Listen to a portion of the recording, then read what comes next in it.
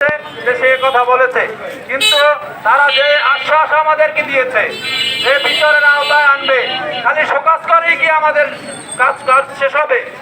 আজকের যদি বিচারের আওতায় আনা হতো, এবং আমি মনে করি এই গার্লস স্কুলের হেডমাস্টারও তার সাথে জড়িত আছে, কারণ তার কারণেই আজকের এই কথাগুলো বলতে পারতেছে। কারণ সে মুসলমান হেডমাস্টার, কিন্তু মুসলমান হেডমাস্টার হওয়া সত্ত্বেও সে প্রতিবাদ করে না। আজকের যেই ছাত্রী এই কথার স্বীকারোক্তি দিছে, সেই ছাত্রীদেরকে মিলনকান্তি দাসের পা ধরিয়ে মাপ দেওয়া হয়েছে। কেন? আমরা এই তদন্ত সাপেক্ষে কঠিন বিচারের আওতায় আনা হবে, তাহলে আমরা বিক্ষোভ এবং আমরা কর্মসূচি পালন করবো, এবং আমরা এই শিক্ষকের অন্যত বিলম্বে প্রত্যাহার করা হোক এবং হেডমাস্টারকে জবাবদিহির আওতায় আনা হোক, অন্যথায় আমরা মুসলমান বসে থাকবো না। আসসালামু আলাইকুম ওয়া রাহমাতুল্লাহ। আসলে বিষয়টা হলো ঘটে কিছু হইলেও ঘটে, কিন্তু আমরা দেখতে পাচ্ছি আমরা যতটুকু শুনি যতটুকু রটেছে তার থেকে বেশি ঘটেছে। আমাদের গত 20 তারিখে আমাদের নর্থ আলোচিত একটা ঘটনা ছিল 15 তারিখে। আমরা জানতে পারি যে 15 তারিখে নলছিটি গার্লস কলেজে সেখানের এক শিক্ষক যিনি ছাত্রীদেরকে শিখাচ্ছিলেন, একটা মন্তব্য করা এবং শিখানো দুটোর মধ্যে অনেক পার্থক্য আছে। আপনি একজন ব্যক্তি, আমি একজন ব্যক্তি, আমরা চাইলে একটা মন্তব্য করতে পারি, কিন্তু ছাত্রদেরকে অথবা শিক্ষার্থীদেরকে অথবা কোনো মানুষকে শিখানো, এটা তো অনেক জঘন্য একটা ব্যাপার।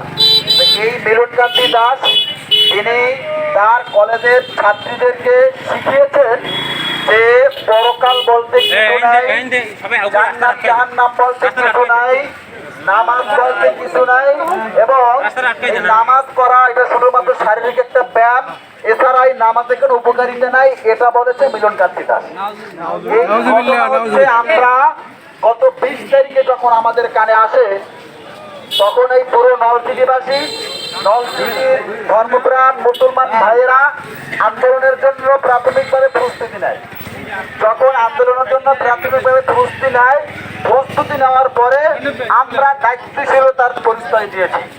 আমরা দায়িত্বশীল জায়গা থেকে আমরা ধর্মীয় বা রাজনৈতিক নেতৃবৃন্দ, আমরা আমাদের উপজেলা প্রশাসন মহোদয়ের কাছে আমরা যাই।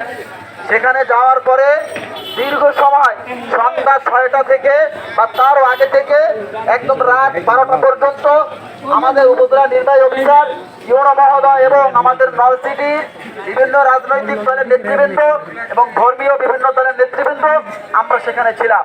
সেখানে সিদ্ধান্ত হয়েছে এবং আমাদের উপজেলা নির্বাহী অফিসার তদন্ত করেছেন আমাদের ওসি মহোদয়কে দিয়ে। আমাদের নলছিটি থানার ভারপ্রাপ্ত কর্মকর্তা আব্দুল সালাম সাহেব তিনি নিজে গিয়ে তদন্ত করেছেন এবং তার সত্যতা তিনি পেয়েছেন।